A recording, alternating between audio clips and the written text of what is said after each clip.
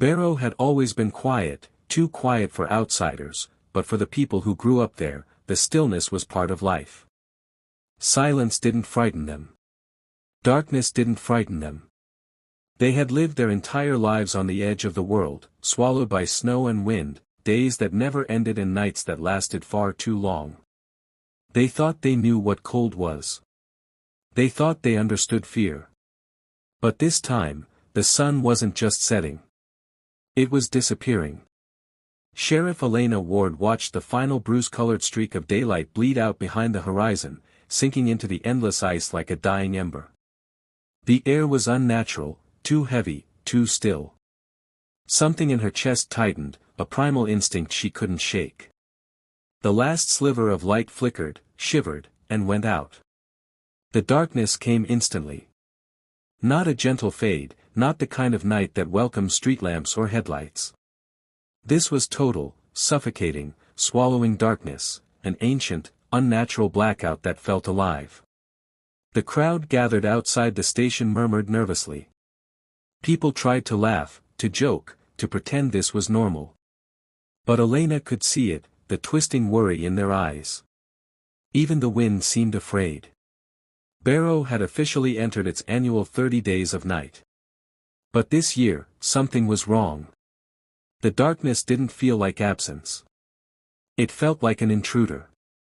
As if something had been waiting for it. Inside the station, Deputy Lucas Hale flipped switches. Nothing.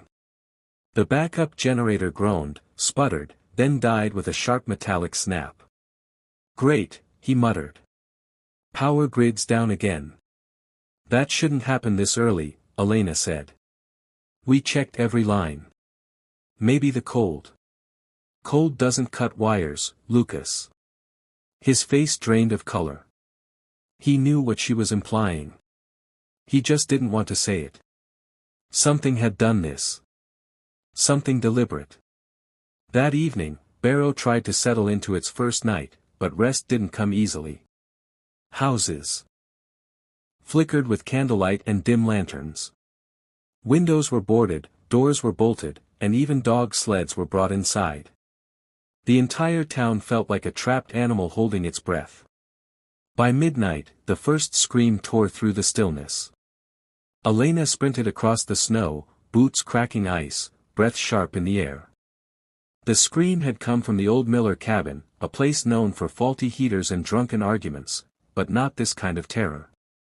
When she stepped inside, the first thing she noticed was the silence. The second was the blood. It was everywhere, on the floor, the table, the walls. Thick, dark, and fresh. A dragged streak led toward the back door, where icy wind howled in through a smashed frame. No tracks. No prints. Just blood, and that horrible dragging mark that seemed to go on forever outside into the darkness. Lucas arrived behind her, gagging at the metallic stench. Where's Miller? Elena swallowed hard. Not here. Something had taken him. Something strong enough to pull a man across a wooden floor without leaving footprints.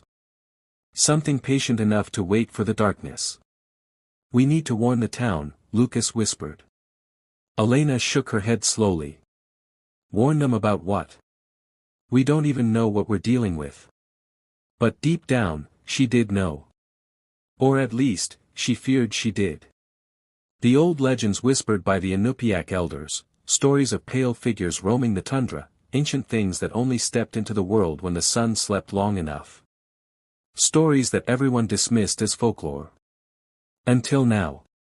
On her way back to town, Elena noticed something strange. Every dog was silent. Not barking. Not growling. Just silent, as if even they understood that making noise meant being found. Then she saw it, barely a shape, more like the suggestion of movement. A tall, distorted silhouette perched on the rooftop of the old post office. Its limbs were too long. Its head tilted too sharply, like a bird studying prey. Its body blended with the darkness, but its eyes, God, its eyes, shone faintly, like wet obsidian catching non-existent light. It didn't move. It only watched her. Frozen, Elena stared back, her breath catching in her throat. And then, with a slow, unnatural elegance, the creature vanished, slipping backward into the darkness as if melting into it. Elena stumbled back, choking on terror. This wasn't a human. This wasn't an animal. This was something older. Something hungry. Something that had been waiting for this exact moment. And now, the night truly belonged to them. The darkness in Barrow deepened like a wound that refused to heal. Even the strongest lanterns seemed unable to push it back. Light felt fragile now, thin, trembling, easily smothered. The kind of darkness they were in wasn't natural. It felt thick, almost physical, as if you could choke on it. Sheriff Elena Ward barely slept after seeing the creature on the post office roof. Every time she closed her eyes, she saw those eyes staring back at her, cold, ancient, calculating. Not wild like an animal. Not hateful like a human. Just hungry. At dawn, if it could even be called dawn anymore, she gathered the remaining town officials inside the abandoned school. A single propane lamp illuminated their faces, each one pale with unease. Lucas paced back and forth. Something is killing people. We need to get everyone in one place. A shelter, a safe zone. Safe, old Mrs. Renwick whispered. Against what? Elena hesitated. Her tongue felt heavy. I don't know. But it's stalking us. You mean someone, Tom Jenkins said, his voice cracking as he wrapped his arms around himself. Some psychopath. Elena locked eyes with him. No. Not someone. The room went silent. All right, Lucas said, voice trembling slightly. What did you see? Elena inhaled. A shape. Tall. Wrong. Its limbs were too long. Its eyes, they reflected light that wasn't even there. And it moved like it wasn't touching the ground. No one spoke. A few exchanged glances, some whispering prayers under their breath. It was Mrs. Renwick who finally said it. The old stories. Her voice dropped to a trembling whisper. The pale ones. The night walkers. Creatures that feed on the living when the world turns dark enough. We were told never to speak of them, because speaking of them draws them near. Lucas swallowed hard. That's just legend. Mrs. Renwick leaned forward, her old eyes shining with terror. Legends are born from truths we tried to forget. Elena shivered. The meeting. Scattered soon after, no one wanted to stay in one place for too long, afraid the darkness would seep through the walls and swallow them whole. Elena and Lucas headed back toward the station, but halfway there, Lucas froze. Wait, he whispered. Do you hear that? Elena listened. At first, nothing. Then, softly, barely audible at all, came the sound of weeping. A woman's voice. Close. Too close. Elena raised her flashlight, its beam slicing through the dark snow-blown street. Hello. Who's there? The weeping grew louder. Lucas stepped beside her, tightening his grip on his rifle. It sounds like it's coming from behind the fuel depot. They moved forward slowly, tension coiling through their muscles like wire. When they rounded the corner, Elena's breath caught. A woman stood barefoot in the snow, her nightgown torn, long hair hanging damply over her face. Her shoulders shook with sobs. Ma'am. Elena called softly. Are you hurt? The woman didn't answer. She only cried harder, her body trembling. Something felt wrong. Elena stepped closer. Lucas grabbed her arm sharply. Wait. The woman's crying stopped. Instantly. She lifted her head. And the face staring back at them was not human. Her skin was corpse pale, stretched thin over sharp bones. Her mouth hung open wider than any mouth should, revealing rows of jagged, needle-like teeth. Her eyes were black. Not dark. Black. A void. Before Elena could react, the creature lunged, impossibly fast, an animal blur of claws and teeth. Elena was thrown backward into the snow. Lucas fired, the blast splitting the night. The creature screeched, high, metallic, furious, and retreated into the darkness, disappearing as if sinking into water. Elena scrambled up, heart pounding so violently it hurt. What the hell was that? Lucas stared at his rifle, hands shaking uncontrollably. It looked like Sarah Nolan, he whispered. She went missing 2 days ago. Elena felt a chill that wasn't from the cold.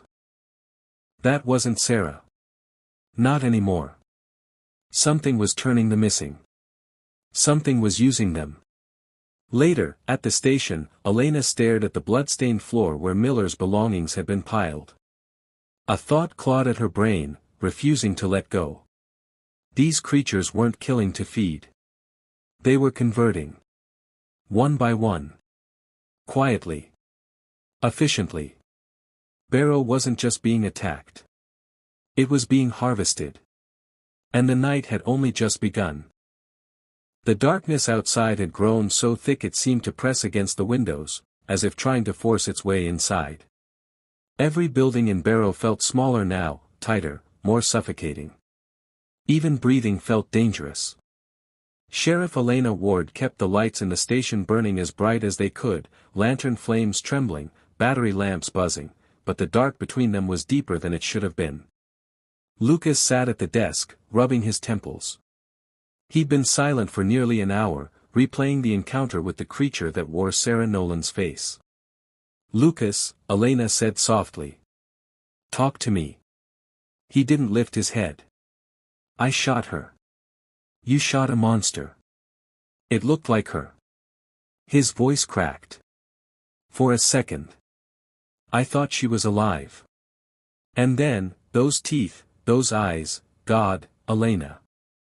His voice dissolved into a shaky breath. Elena understood. The creatures were clever. They didn't just hunt, they manipulated.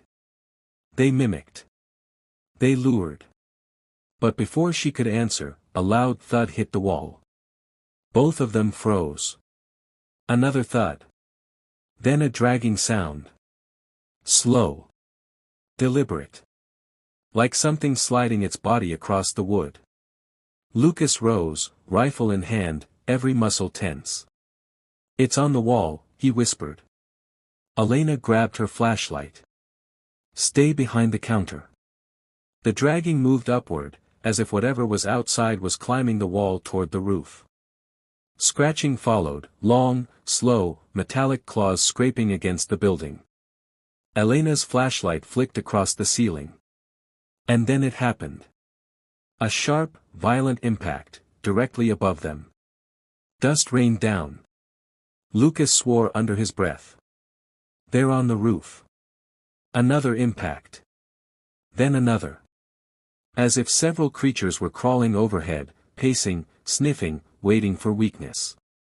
Suddenly, from the corner of the room, came a faint sound. A tapping. Elena turned the flashlight. The station's storage room door was slightly open. Just an inch. But it hadn't been opened before. Lucas swallowed. "Elena, we locked." "That. I know." The tapping continued, soft, rhythmic, horribly patient. Tap, tap, tap. She stepped forward, her heart pounding in her ears.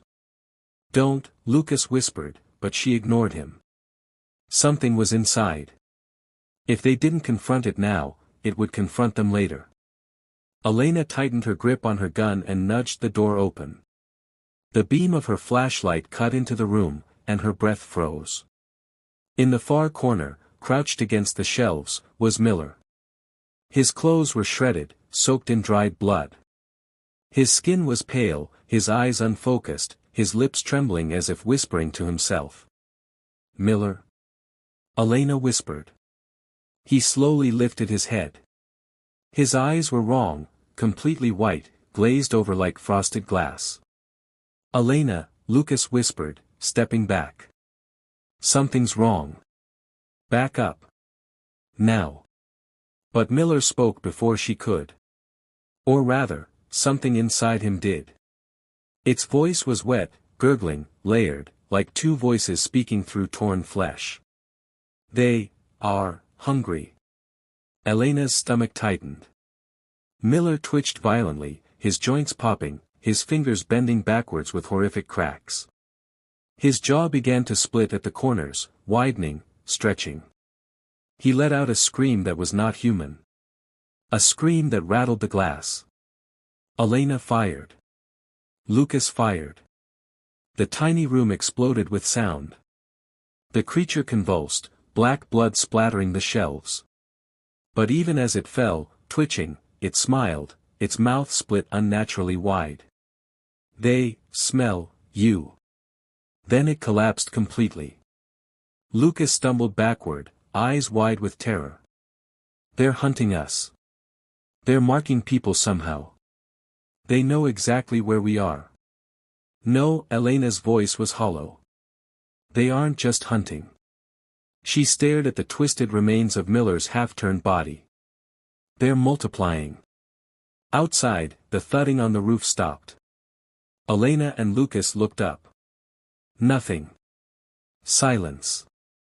Chilling, suffocating silence. Lucas exhaled shakily. Did they leave? Elena shook her head. No. She moved to the window and looked out. Her blood froze. Across the snow-covered street, dozens of figures stood motionless in the dark, only their faint reflective eyes visible. Watching. Waiting. A slow realization crept over her like ice in her veins. The creatures weren't scattering. They were gathering. Preparing. For something bigger. Something worse. And Barrow was just beginning its 30 days of horror. Barrow had turned into a graveyard of frozen homes and dead silence. Every breath the survivors took felt borrowed. Every second they stayed alive felt like an accident. The creatures outside didn't rush. They didn't attack at random. They were patient, unervingly patient, as if studying the humans trapped in their houses, memorizing routines, and waiting for the perfect moment to strike. Elena paced the floor of the station, her lantern flickering weakly. Lucas sat with his back against a filing cabinet, staring at the window where countless reflective eyes had hovered just hours before. They're gone, Lucas murmured, but there was no relief in his voice, only dread. No, Elena answered. They're never gone. They're just repositioning. The word tasted bitter. Repositioning meant planning. Planning meant intelligence. A soft crackle came from the old police radio. Elena whipped her head toward it. Help, anyone, please. The voice was faint, barely audible, crushed under layers of static. It's coming from Sector 3, Lucas said. Near the refinery. Sector 3 was nearly deserted. No one lived there except a few workers, and they had been missing since the first night. Elena grabbed her coat. We're going. Lucas's eyes widened. You're serious? Elena, that area is wide open. No cover. No lights. If those things are out there. Someone is alive, she said firmly. And we're not leaving them. Lucas cursed under his breath but stood up. Fine. But we move fast. The night outside was a suffocating void. Their flashlights felt like small dying stars swallowed by an endless black sky. Snow fell in soft, lazy flakes, so quiet it made every sound behind them feel louder. They reached Sector 3 in minutes. The refinery loomed ahead, rusted towers, frozen pipes, and a long metal walkway that clanged softly in the wind. Then came the voice again. Help me, please. A woman. Weak. Terrified. Elena tightened her grip on her gun. Inside that storage building. Lucas nodded reluctantly. The door hung open, groaning on its hinges. Elena stepped inside first. It was dark. Too dark. Even the beam of her flashlight seemed to get swallowed before reaching the far wall. "Hello," she called softly. "We heard you. We're here to help." Silence. Then a soft drip. Followed by another. Then another.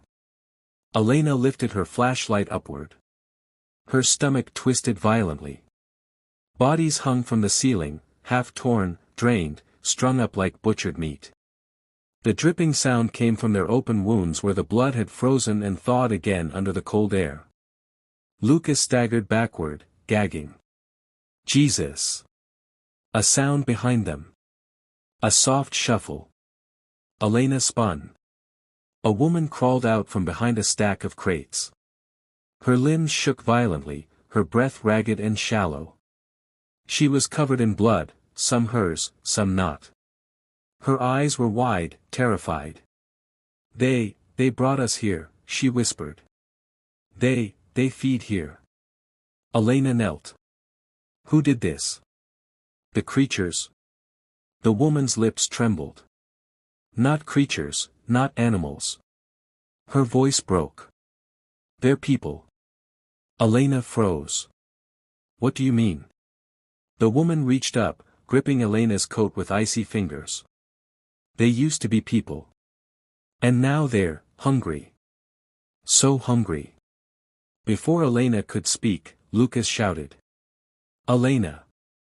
Look out!" The woman's head snapped upward. And she sank her teeth into Elena's arm.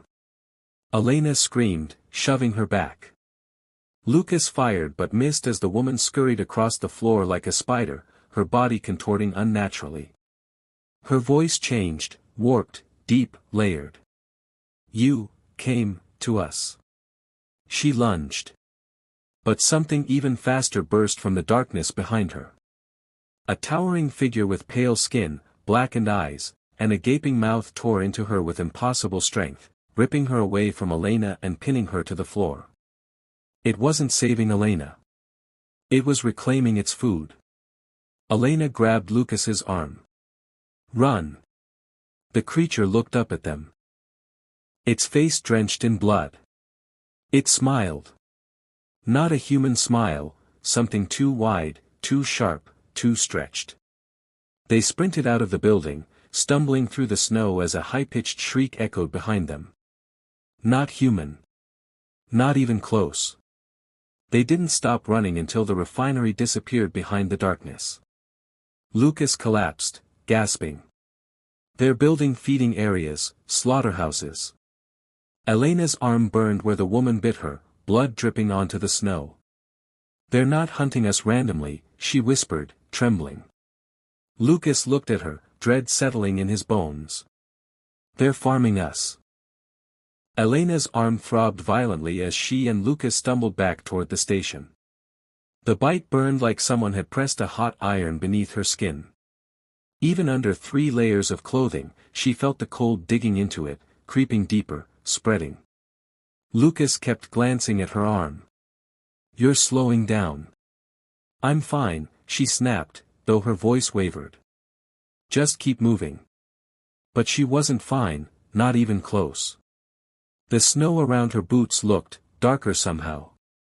The darkness itself felt denser, more aware. As if it recognized her now. As if it could smell her blood through her skin.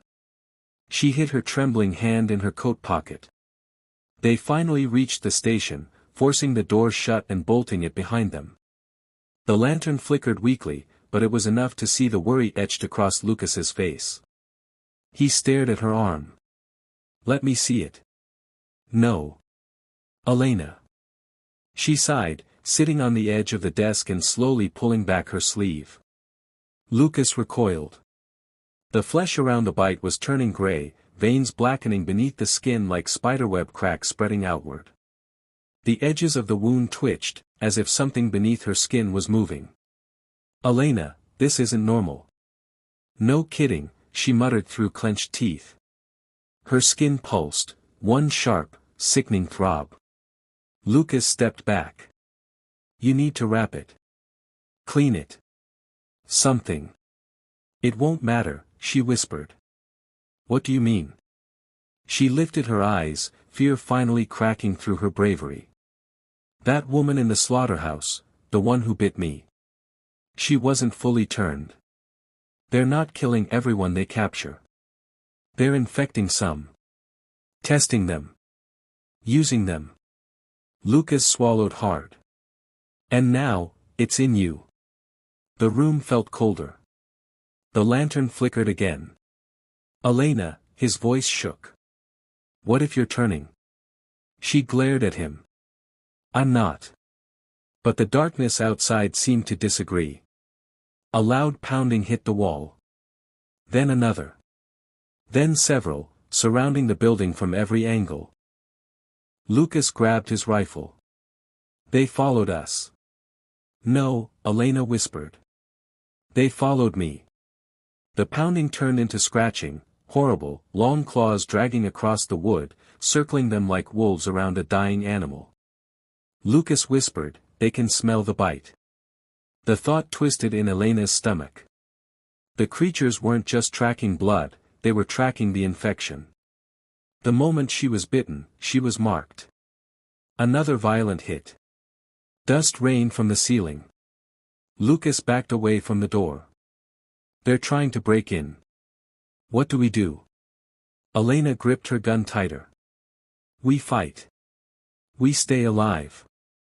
But she didn't believe it, because she felt something shifting inside her. Her heartbeat slowed. Her vision sharpened. The darkness outside didn't feel as suffocating as before. It felt familiar. A whisper brushed her mind like cold breath. Join us. Elena gasped and pressed a hand against her temple. Images flashed, pale faces, sharp teeth, endless hunger. A chorus of voices gnawed at her thoughts. Lucas rushed to her side. Elena. What's happening? She shoved him away, panicked. Don't touch me. Her pupils dilated. For a moment, the lantern light seemed too bright, burning her eyes. She recoiled from it. Elena, Lucas whispered, horrified. You're reacting to the light. No, she said quickly. No, I'm. But she was. Her skin crawled beneath the glow.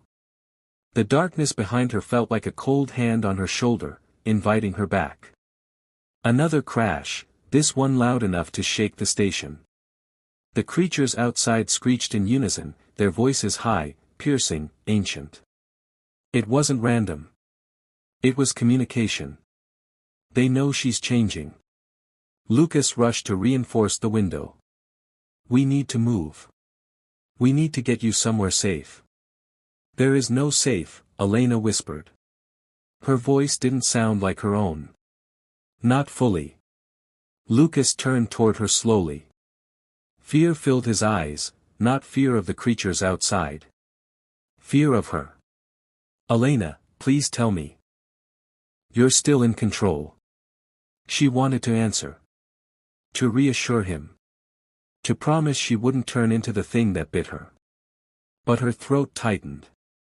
A sharp hunger stabbed through her chest. Her breath caught. Her hand twitched. She looked at Lucas. And for a split second, just a split second, she could hear his heartbeat. And it sounded delicious. Elena?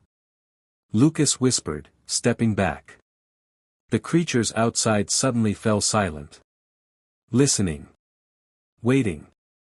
As if they sensed their new creation awakening. Elena dropped to one knee, gripping the floor, trying to focus, trying to breathe. Lucas raised his rifle slowly. Don't make me do this. She looked up, eyes trembling, torn between humanity and the darkness clawing inside her. I'm trying, she whispered. I'm trying so hard. But the night pressed closer. The creatures hissed in anticipation. And the infection inside her pulsed like a second heartbeat. Elena Ward was no longer just hunted. She was becoming one of them. Elena couldn't feel her fingers anymore. Not because of the cold, she barely felt the cold at all, but because her pulse was fading beneath something else, something deeper, something ancient. Her body trembled with every breath, not from weakness, but from the terrible strength gathering under her skin. Lucas paced before her like a trapped animal, rifle trembling in his hands. His breath came fast and uneven, misting in the cold air of the unheated room. "Elena, talk to me," he said, voice cracking. "Tell me you're still in there." She didn't answer immediately. Because she wasn't sure. Inside her head, two voices warred. One was her own, frantic, fighting to stay awake. The other whispered in the guttural, layered tones of the creatures outside. "Give in. It's easier. The hunger will stop. The pain will stop. Join us." Her head snapped upwards suddenly, spine contorting with a crack. Lucas flinched backward but held the rifle steady. "Elena." "I'm fine," she forced out, though the words scraped from her throat like broken glass. He didn't believe it. Neither did she. Her vision sharpened again, painfully. The lantern's flame etched every detail of Lucas's face, the trembling in his jaw, the sweat beading on his forehead, the quick flutter of his pulse in his neck. She looked away, horrified by how intoxicating it was to watch him breathe. Outside, something tapped against the window. Then again. Then again. The creatures were whispering in their strange, clicking tongue. Calling to her. Lucas backed toward the far wall. "Elena. You need to sit down. You need to focus." But her body wasn't listening. Her nails dug into the wooden floor, leaving small dents. Her jaw clenched so tightly it felt like it might crack. "Elena, please." Lucas swallowed hard. "Don't make me hurt you." She lifted her head slowly. And for the first time, she could see them. The creatures outside. Their pale faces. Their slit pupils. Their open, eager mouths. She saw them not through the window, but in her mind, as if her senses were bleeding into theirs. She whispered, voice hollow, "They're speaking to me." Lucas froze. "What are they saying?" Elena's mouth twitched. "They want me to open the door." Lucas raised the rifle fully now. "Don't even think about it." But the whispers grew louder, swirling like cold wind inside her skull. "Open it. Open it. Open it." Elena grabbed her head with both hands and screamed, short, sharp, raw. Lucas almost fired in panic but held himself back. "Elena. Fight it." "I'm trying." She fell to her knees again, teeth gritted. "They're too strong." Another whisper slithered into her mind. "You don't belong with them. You belong with us. You are ours." Her hand shot out toward the door as if pulled by invisible strings. Lucas rushed forward, grabbing her arm. "No." And Elena snarled. Not a human sound. A low, guttural, primal snarl that ripped from her chest before she realized what she was doing. Lucas stumbled back, staring at her like she was already dead. "Elena, your eyes." She blinked. The room dimmed. Everything shuddered. "What about my eyes?" she whispered.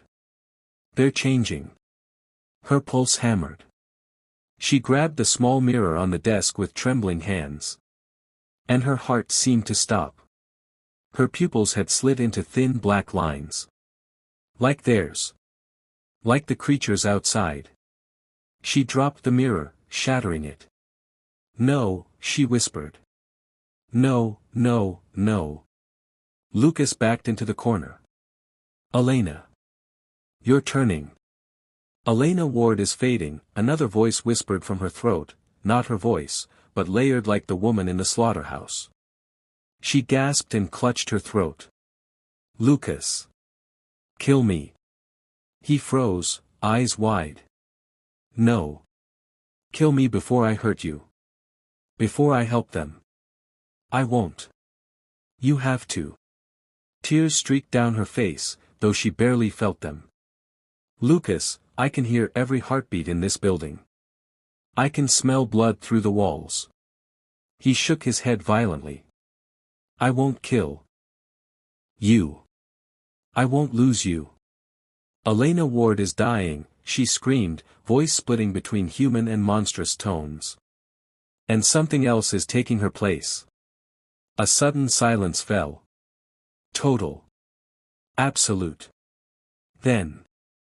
A clawed hand pierced the window. Glass shattered. Snow and darkness poured inside.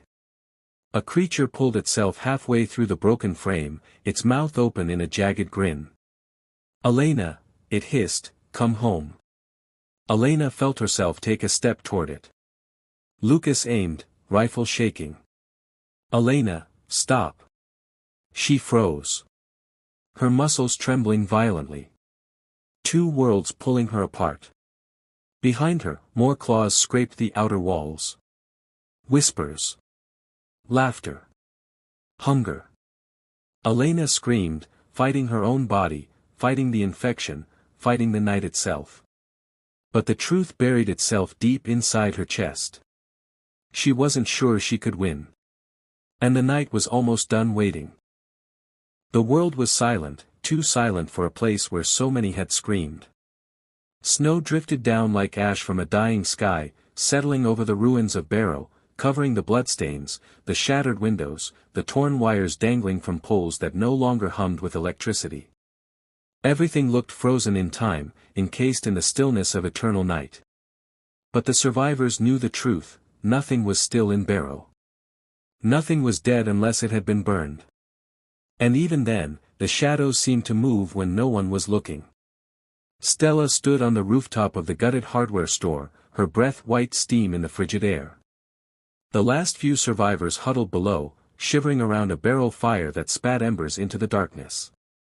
The flames barely held back the vast ocean of black surrounding them. Across the town, she saw movement, small, skittering flickers that vanished when she tried to focus. The vampires weren't attacking. Not yet. They were circling. Watching. Toying with them like a cat plays with a dying mouse. We're not going to last another night, Ben whispered beside her, his voice hoarse. He wasn't wrong. Their food was almost gone. Their ammunition dwindling. Their generator had frozen hours ago. And dawn, real dawn, was still days away. Stella swallowed hard. We have to try the refinery. Ben stiffened. That place is crawling with them. I know, she said. Which is why it's the only place with enough fuel to burn them all. Burn, the only method that worked on these monsters. Fire was their weakness. The refinery, with its massive fuel tanks, was the closest thing they had to a weapon strong enough to wipe the town clean. Ben closed his eyes. So we're planning on blowing up half the town. Better than letting them own it forever. They gathered the remaining survivors, a group of hollow-eyed, exhausted souls who barely looked alive. Children clutching blankets. Adults shaking with cold and fear. Faces that no longer held hope, only a grim acceptance that this was the end. When Stella explained the plan, no one objected. No one argued. They were far beyond the point of debate. If they had to run into the mouth of hell, so be it. Hell had already come for them. The trek to the refinery was a nightmare. The night was so dense it felt alive, pressing against them, suffocating every step. Snow swirled violently, making it impossible to see more than a few feet ahead. The wind howled like something wounded. And then. A screech. Sharp. Metallic. Inhuman. The first vampire dropped from a rooftop into the snow. Its limbs were long, too long, its skin tight and cracked like frozen leather. Blood glistened on its chin. It stared at them with pitch-black eyes that reflected no light. Run! Stella shouted. The survivors bolted, stumbling over ice-covered ground as more shadows detached from the dark and gave chase. The sound of claws scraping over metal, the crunch of snow beneath unnatural feet, the snarls, everything grew louder, closer, hungrier. Stella fired blindly behind her, the flash of her gun briefly carving out the silhouette of a dozen twisted bodies lunging forward. They reached the refinery fence, breath burning inside their chests. Ben climbed first, pulling others up, shoving them down the other side. One survivor screamed as a clawed hand grabbed his leg. Stella spun and fired point-blank into the vampire's skull. It shrieked, fell, then scrambled after her, half its face missing, moving as if nothing had happened. Inside the refinery, the wind died. Silence swallowed everything, dangerous, expectant. Ben ran toward the main valve. "I'll open it." "Stella, you light it." She hesitated. Lighting it meant staying behind. Ben saw the realization in her eyes. "Don't even think about it. You won't make it in time. We'll both go." A deep, guttural growl echoed from the rafters. The leader of the vampire pack dropped down, landing hard enough to shake the metal grating beneath their feet.